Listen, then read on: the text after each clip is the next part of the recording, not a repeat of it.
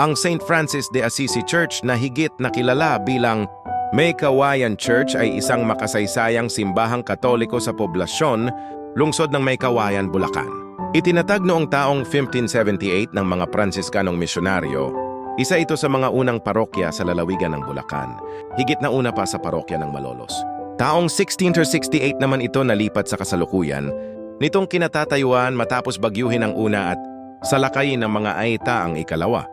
Naligtasan nito ang mga bombahan noong Second World War pero di nakaligtas sa malaking sunog ng bayan. Noong 1949 kaya nagkaroon ito ng malaking pagsasaayos. Bukod sa napreserba ito ng maayos sa ngayon, ang nasabing simbahan ay nakadagdag pa sa pagiging makasaysayan nito ang paninilbihan dito ng nooy batang sakristan na si Manuel L. Quezon na kalaunan ay magiging ikalawang Pangulo ng Pilipinas.